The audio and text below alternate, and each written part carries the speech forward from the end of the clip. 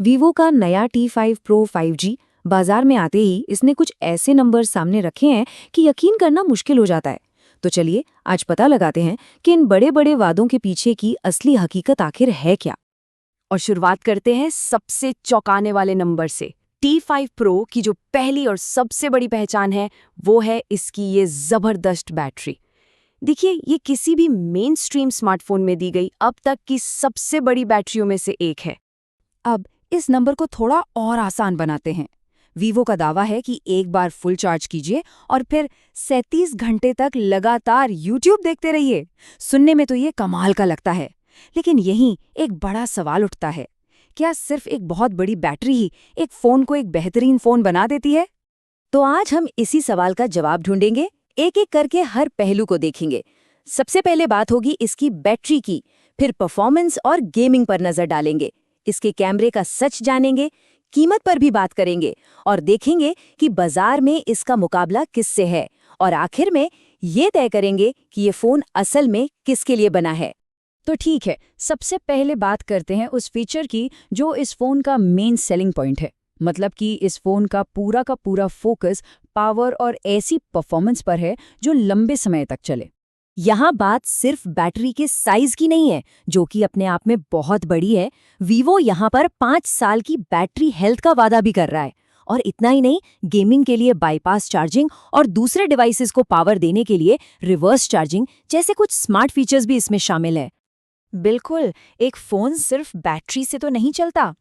तो चलिए अब देखते हैं कि परफॉर्मेंस और डिस्प्ले के मामले में ये कितना दमदार है। स्पेसिफिकेशंस देखें तो कागज पर तो ये काफी तगड़ा लगता है। 144 हर्ट्ज की सुपरफास्ट और बहुत ही ब्राइट एमोलेड डिस्प्ले। परफॉर्मेंस की जिम्मेदारी है स्नैपड्रैगन 7S Gen 4 चिपसेट पर, और फोन गर्म ना हो इसके लिए एक बड़ा वेपर चेंबर भी दिया गया है। 91 मोबाइल्स ने जब इसे टेस्ट किया तो इसका AnTuTu स्कोर 11 लाख के पार चला गया, जो वाकई काफी प्रभावशाली है। और ये बात गेमर्स को जरूर पसंद आएगी। रिव्यूअर्स का भी यही कहना है कि ये फोन हाई फ्रेम रेट पर बिना अटके गेमिंग कराता है। और सबसे कमाल की बात, लंबे गेमिंग सेशन के बाद भी फोन ज्यादा गर्म नहीं होता। तो अब तक तो सब कुछ एकदम शानदार लग रहा है ना? लेकिन यही कहानी में एक ट्विस्ट आता है। सोचिए, इस कीमत पर इतनी बड़ी बैटरी देने के लिए वीवो को कहीं ना कहीं तो कटौती करनी ही पड़ी होगी। तो चलिए अब देखते हैं कि वो समझौते आखिर कहाँ किए गए हैं। और पहला और शायद सबसे बड़ा समझौता सीधे सीधे इसके कैमरा डिपार्टमेंट में दिखाई देता है। फोन के पीछे 50 मेगापिक्सल का सोनी का मेन सेंसर तो है, लेकिन उसके साथ बस एक 2 मेगापिक्सल का डेप्थ सेंसर दिया गया है।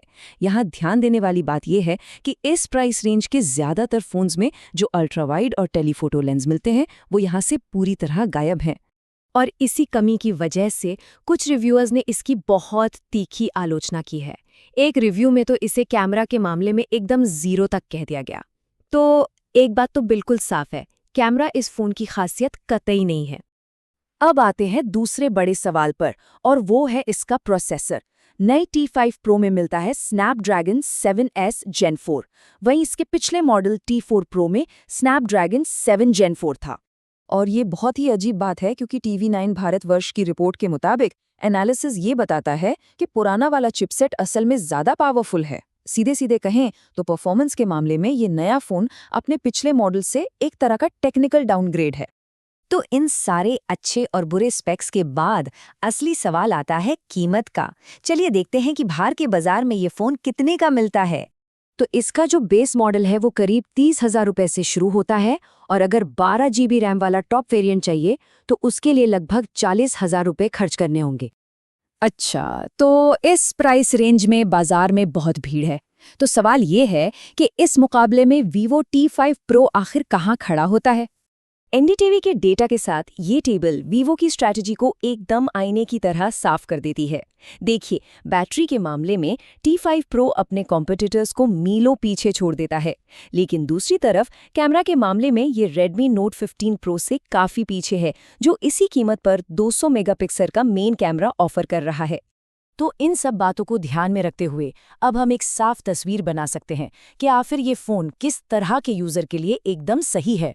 सीधे शब्दों में कहें तो ये फोन एक बैटरी मैराथनर के लिए बनाया गया है। मतलब वो इंसान जिसके लिए बैटरी लाइफ ही सब कुछ है, जिसे सबसे अच्छा कैमरा या सबसे तेज प्रोसेसर नहीं चाहिए, बल्कि एक ऐसा फ़ोन चाहिए जिसकी बैटरी बस चलती ही जाए। और दूसरी तरफ अगर फोटोग्राफी का शौक है या फिर इस कीमत में सबसे तगड़ी गेमिंग परफॉर्मेंस चाहिए, तो शायद बाजार में इससे बेहतर विकल्प मौजूद हैं। तो आखिर में Vivo T5 Pro एक सीधा सा सवाल सामने रखता है। ये फ़ोन एक तरफ तो ज़बरदस्त बैटरी लाइफ का बहुत बड़ा वादा करता है, लेकिन बदले में कुछ बड़े समझौते भी मांगता है। और यहीं पर हर खरीदार को ये फैसला खुद करना है कि उनके लिए ज़्यादा ज़रूरी क्या है।